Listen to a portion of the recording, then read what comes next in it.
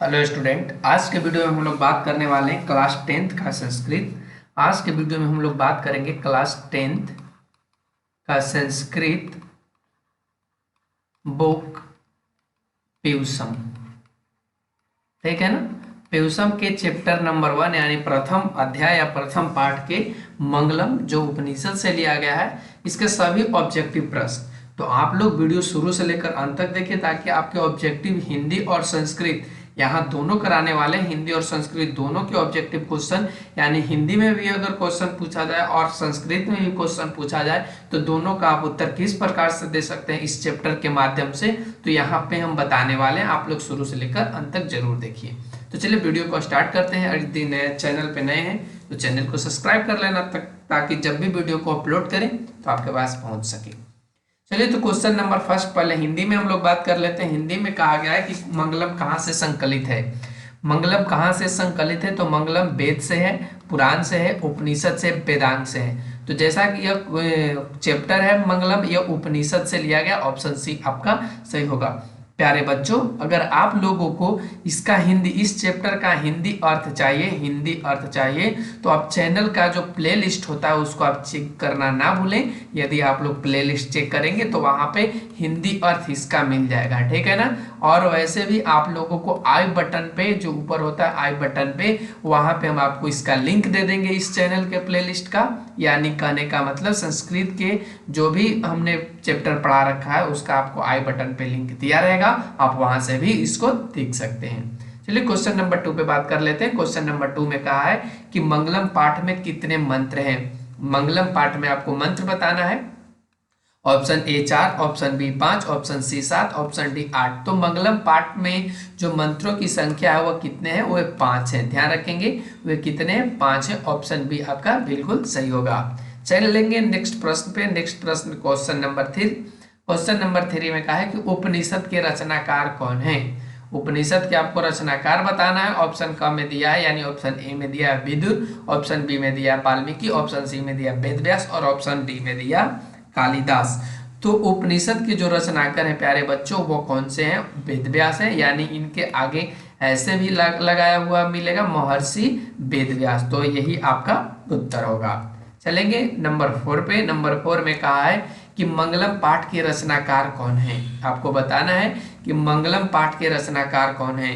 विदुर जी हैं, वाल्मीकि जी हैं, वेदव्यास हैं या कालिदास हैं। तो जाहिर सी बात है कि जब उपनिषद के रचनाकार कौन है, वेदव्यास हैं, और यह जो चैप्टर लिया गया वो उपनिषद से ही लिया गया है, तो इसका जो रचनाकार हो जाएंगे वही वेदव्यास जी होंगे।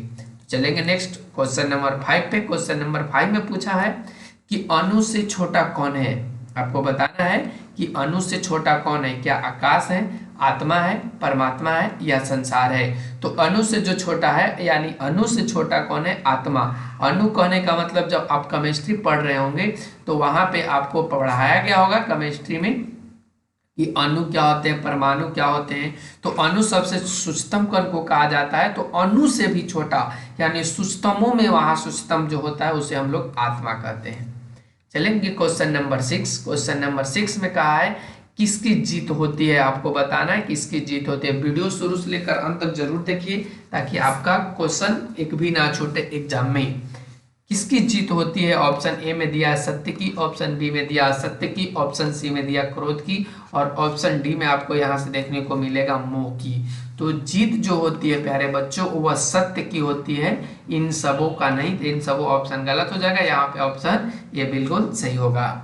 चलेंगे क्वेश्चन नंबर 7 की ओर। क्वेश्चन नंबर 7 में कहा है नदी किस में जा मिलती है, यानी नदी कहाँ जाकर मिल जाती है, ये आपको बताना है। क्या सरोवर में मिल जाती है, नदी में मिल जाती है, समुद्र में मिल जाती है, तालाब में मिल जाती है। तो नदी जो जाकर मिल जाती है वह समुद्र में मिल जाती है। छोटे छोटे जो झरने होते हैं या छोटे छोटे जो नदियाँ, छोटे छोटे जो नदियाँ होती हैं वह नदी में, और समुद्र कहाँ जाकर मिल जाता है, तो महासागर में। ठीक है ना। तो इस तरीके से यहाँ पे ऑप्शन सी बिल्कुल सही होगा। क्वेश्चन नंबर 8 में पूछा कि जीव जंतु के हृदय रूपी गुफा में क्या स्थित होता है। जो जीव जंतु का हृदय रूपी गुफा है उसमें क्या स्थित होता है। क्या तत्व स्थित होता है, क्या देवता स्थित होते हैं, क्या राक्षस या शरीर। तो जीव जंतु के जो हृदय रूपी गुफा है उसमें किसका निवास होता है, तो आप जरूर पढ़े होंगे। तो जीव जंतु के हृदय रूपी गुफा में तत्व, याद रखेंगे तत्व। चलेंगे अगले प्रश्न की ओर। ब्रह्मा को प्राप्त करने के विषय में किस श्लोक में बताया गया है? ब्रह्मा को प्राप्त करने के लिए आपको किस श्लोक में बताया गया है? ऑप्शंस आपके स्क्रीन पे है। ऑप्शन ए में कंठोपनिषद, ऑप्शन बी में ईशावास्य उपनिषद, ऑप्शन सी में श्वेताश्वतर उपनिषद और ऑप्शन डी में मुंडको उपनिषद। तो आपने पढ़ा था कि ये इसमें कितने श्लोक है? 5 श्लोक है और पांचों श्लोक में से आपको इनमें से बताना है कि वो कौन से श्लोक में ये चीज बताया गया है, ध्यान रखेंगे। तो बताइए जरा यहाँ से आपका क्या सही उत्तर होगा। तो यहाँ से जो सही उत्तर हो जाएगा प्यारे बच्चों, वह आपका मुंडको उपनिषद होगा, ध्यान रखेंगे मुंडको उपनिषद। ऑप्शन डी आपका बिल्कुल सही होगा। चलेंगे नेक्स्ट प्रश्न की ओर। Question number 10। क्वेश्चन नंबर 10 में कहा है कि देवलोक का मार्ग किससे प्राप्त होता है? जो देवलोक का मार्ग है, देवपंथा, जिसको इस चैप्टर में कहा गया है देवपंथा। देवपंथा का जो मार्ग है वो किससे प्राप्त होता है? ऑप्शन ए में सत्य से होता है, ऑप्शन बी में असत्य से होता है, ऑप्शन सी क्रोध से होता है और ऑप्शन डी मोह से होता है। तो देवलोक का जो मार्ग प्राप्त होता है वो किससे प्राप्त होता है? वो सत्य से प्राप्त होता है। ऑप्शन ए आपका सही होगा। चलिए क्वेश्चन नंबर 11 में। क्वेश्चन नंबर 11 में कहा है कि मृत्यु को बस में कौन कर लेता है? मूर्ख आदमी कर लेता है, अज्ञानी कर लेता है, विद्वान कर लेता है या राक्षस कर लेता है? तो मृत्यु को बस में करने वाले व्यक्ति को हम लोग विद्वान कहते हैं, यानी विद्वान पुरुष जो होगी वो मृत्यु को अपने वश में कर लेता है। चलेंगे क्वेश्चन नंबर 12। क्वेश्चन नंबर 12 में कहा है उपनिषद एक ऐसा ग्रंथ है, यानी उपनिषद कैसा ग्रंथ है इसके बारे में आपको बताना है। क्या एक आध्यात्मिक ग्रंथ है, आदर्श रूपी ग्रंथ है, आत्मकथा है या साधारण है? तो उपनिषद एक आध्यात्मिक ग्रंथ है। आध्यात्मिक कहने का मतलब प्यारे बच्चों अध्ययन करने वाला एक ग्रंथ है। कौन? तो उपनिषद। चलेंगे नेक्स्ट प्रश्न यानी क्वेश्चन नंबर 13। क्वेश्चन नंबर 13 में कहा है कि उपनिषद में किस महिमा का वर्णन किया गया है?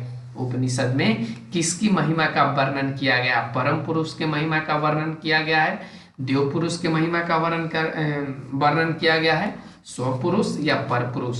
तो उपनिषद में जो महिमा का वर्णन किया गया है वह परम पुरुष की महिमा का वर्णन किया गया है। ऑप्शन ए आपका बिल्कुल सही होगा। चलेंगे नेक्स्ट प्रश्न। उपनिषदों की संख्या कितनी है? आपको बताना है। ऑप्शन ए में 109, ऑप्शन बी में 108, ऑप्शन सी में 107 और ऑप्शन डी में 106।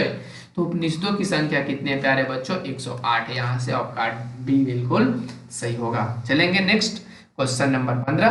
क्वेश्चन नंबर 15 में कहा है कि आत्मा के गुण रहस्य की किसमें व्याख्या की गई है? आत्मा के गुण रहस्य की व्याख्या किसमें की गई है? ऑप्शन ए में दिया है कठोपनिषद में, ऑप्शन बी में दिया है ईशावास्य उपनिषद में, ऑप्शन सी में यहाँ पे देखिए दिया है श्वेताश्वर उपनिषद में और ऑप्शन डी में दिया है मुंडको उपनिषद में। तो यहाँ पे सही इसका उत्तर क्या हो जाएगा? यहाँ पे सही उत्तर आपका ऑप्शन ए हो जाएगा कठोपनिषद में। चलेंगे नेक्स्ट प्रश्न क्वेश्चन नंबर 16। क्वेश्चन नंबर देखिए 16 में कहा है परमात्मा की महिमा का वर्णन किस श्लोक में किया गया है या किस में किया गया है? क्या कठोपनिषद में किया गया है, ईशावास्य उपनिषद में किया गया, श्वेताश्वर उपनिषद में किया गया है या मुंडको उपनिषद में किया गया है? तो परमात्मा की महिमा का वर्णन जो किया गया प्यारे बच्चों वह ईशावास्य उपनिषद में किया गया। ऑप्शन बी आपका बिल्कुल सही होगा। चलेंगे क्वेश्चन नंबर 17। क्वेश्चन नंबर 17 में कहा है कि ज्ञानी लोग और अज्ञानी लोग में अंतर क्या है? यानी ज्ञानी लोग और अज्ञानी लोग में अंतर क्या है, यह किस श्लोक में बताया गया है? ऑप्शन ए कठोपनिषद में, ऑप्शन बी ईशावास्य उपनिषद, ऑप्शन सी श्वेताश्वर उपनिषद और ऑप्शन डी मुंडको उपनिषद। तो यह जो ज्ञानी और अज्ञानी लोगों में अंतर बताया गया है वह श्वेताश्वर में बताया गया है। तो ऑप्शन सी आपका यहाँ पे बिल्कुल सही होगा। Question number 18। क्वेश्चन नंबर 18 में कहा है कि सत्य का मुख किस पात्र से ढका हुआ है? जो सत्य का मुख है वह किस चीज से ढका हुआ है? ऑप्शन ए हिरणमय पात्र से, ऑप्शन बी ताम्र पत्र से, ऑप्शन सी रजत पत्र से और ऑप्शन डी इनमें से कोई नहीं। तो सत्य का मुंह जो ढका हुआ है वह हिरणमय पात्र से ढका हुआ है, सोने के पात्र से ढका हुआ है। ऑप्शन ए आपका बिल्कुल सही होगा। चलते हैं क्वेश्चन नंबर 19 की ओर। क्वेश्चन नंबर 19 में देखिए यहाँ पे कहा है कि सत्य का खजाना कहाँ है। सत्य का खजाना कहाँ है? ऑप्शन ए में दिया है पृथ्वीलोक। ये ऐसे ही लिखा गया है प्यारे बच्चों, ठीक है ना। कहा है कि सत्य का खजाना कहाँ है? पृथ्वीलोक पे है, नरक लोक पे है, देवलोक में है, या इनमें से कोई नहीं। तो जाहिर सी बात है सत्य का जो खजाना आपको देखने को मिलेगा वो कहाँ मिलेगा? देवलोक में। चलेंगे अगले प्रश्न, क्वेश्चन नंबर 20। क्वेश्चन नंबर 20 देखिए यहाँ पे संस्कृत से अब क्वेश्चन स्टार्ट हो रहे हैं। संस्कृत में किस तरीके से प्रश्न पूछे जाएंगे, जैसे यहाँ पे आपको दे दिया कि खाली जगह सतस्य पिहितम मुखम, यानी खाली जगह में आपको क्या भरना है। यहाँ दिया है कि रिक्त स्थानानि पूर्यत, यानी खाली जगह को आपको पूरा करना है। ऑप्शन ए में दिया है हिरण्मयन पात्रेन से, ऑप्शन बी में दिया पात्रेन, ऑप्शन सी में दिया हिरण्मय, और ऑप्शन डी में दिया हिरण्मयन। तो सतस्य पिहितम मुखम के आगे क्या भरा जाएगा? हिरण्मयन पात्रेन सतस्य अपिहितम मुखम, यानी सत्य का मुंह हिरण्मय पात्र से ढका हुआ है। इसका हिंदी अर्थ हमने समझा रखा है, आप लोगों को बार बार करें। आप लोग चैनल के प्लेलिस्ट को चेक करना ना भूलें। आप वहां से जैसे ही प्लेलिस्ट को चेक करेंगे आपको इसका हिंदी अर्थ मिल जाएगा, और वैसे भी आई बटन पे आपको लिंक दिया जाएगा। चलिए क्वेश्चन नंबर 21 में कहा है, क्वेश्चन नंबर 21 में खाली जगह नानिरिंतम रिक्त स्थानानि पूर्यत, यानी कि खाली जगह के आगे क्या भराएगा और लास्ट में नानिरिंतम लगा दिया है। तो ऑप्शन ए में दिया असत्यमेव, ऑप्शन बी में दिया है असत्यमेव जयते, ऑप्शन सी में दिया सत्यमेव जयते, और ऑप्शन डी में दिया जयते। तो क्या इसमें भरा जाएगा? सत्यमेव जयते नानिरिंतम, यानी सत्य की हमेशा जीत होती है, सत्य हमेशा जीतता है।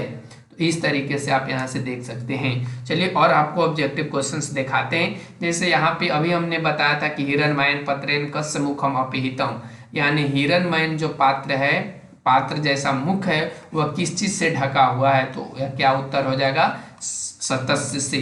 तो इस तरीके से देखिए यहाँ पे सतस्य ऑप्शन ए में दे देगा, ठीक है ना, बी में दे देगा असत्य दे देगा, ठीक है, और सी में दे देगा आपको इन सत्य में दे देगा, सी में इनमें से कोई नहीं,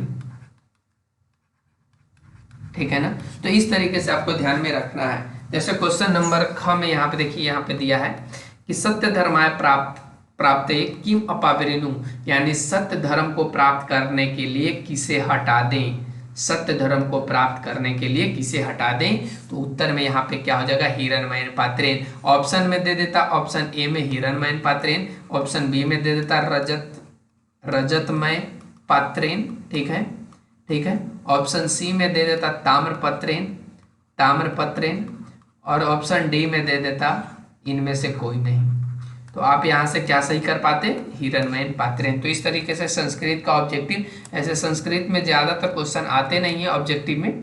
फिर आगे यहाँ पे लिखा गया है कि सत्यस्य मुखम केन आच्छादितम, यानी सत्य का मुख किस चीज से ढका हुआ है। तो अभी हम आपको बताए हिरण्मयन पात्रेण। अगर ये सभी भी आप देख लेते हैं तो आपका ऑब्जेक्टिव क्लियर हो जाएगा। महतो महियान का, यानी बड़ा से बड़ा कौन है।